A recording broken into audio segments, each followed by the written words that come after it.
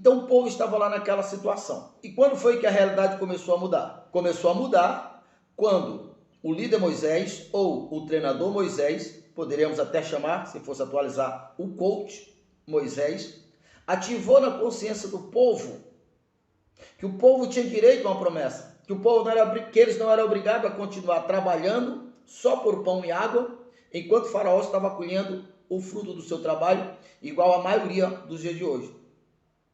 Só que, para que Moisés chegasse a trazer essas informações para o povo, primeiro ele teve um encontro com a fonte de todo poder, que é Deus. Você deve saber da história, que Moisés estava pastoreando as ovelhas do seu sogro, e quando ele viu uma sarça pegando fogo, ele ao admirar, ao achar interessante, ele se dirigiu até aquela sarça, e quando ele chegou lá na sarça, a sarça falou com ele, o fogo falou com ele lá da sarça. Moisés, tira a sandália dos pés, porque o local que tu está pisando é terra santa. Você sabe que não é todos os dias que a gente vê uma sarça pegando fogo e não se queimar, e muito menos um fogo falar.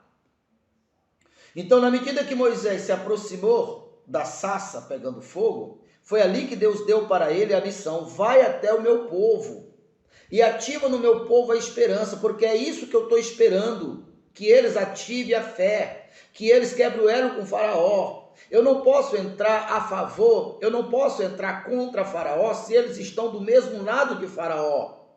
Para que eu possa lutar contra faraó, primeiro é preciso que eles quebrem o elo com faraó. Porque enquanto eles estiverem do lado de faraó, eles são tão meus inimigos quanto o faraó é inimigo.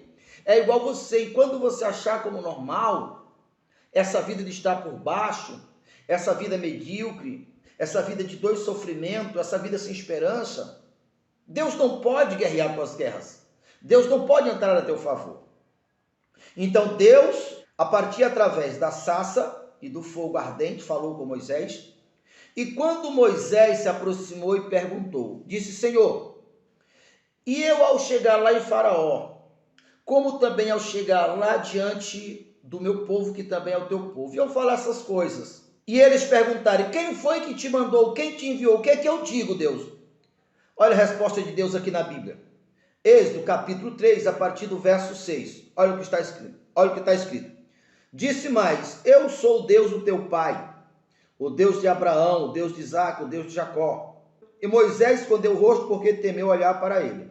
Disse ainda o Senhor: certamente vi a aflição do meu povo que está no Egito, ouvi o seu clamor por causa dos seus opressores e conheço-lhe o sofrimento.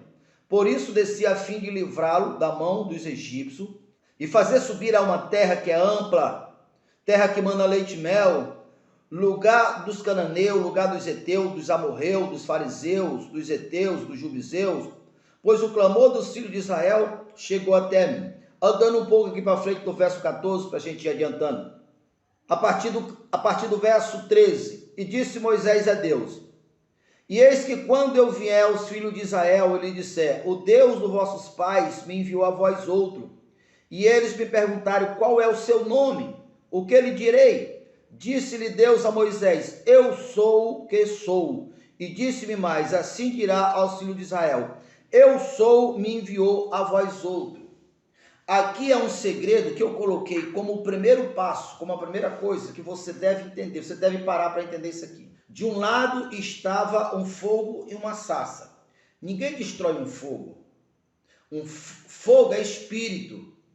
Fogo é energia, que também é poder. Deus é espírito, que também é poder, que é força, aonde está a energia da vida, aonde está o maior poder do universo.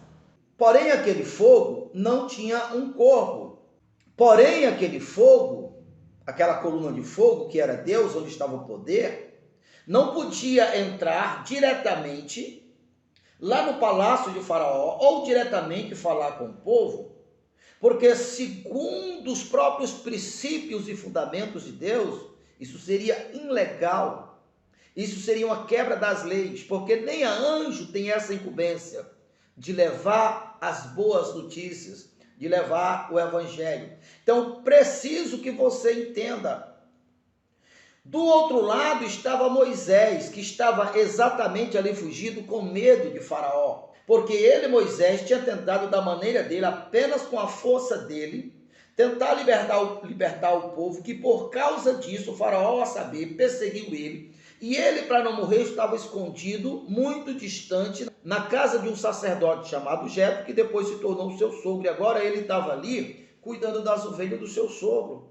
Então vamos entender, de um lado estava Deus, mas Deus não podia ir diretamente. Do outro lado estava Moisés, um homem fraco como eu e você.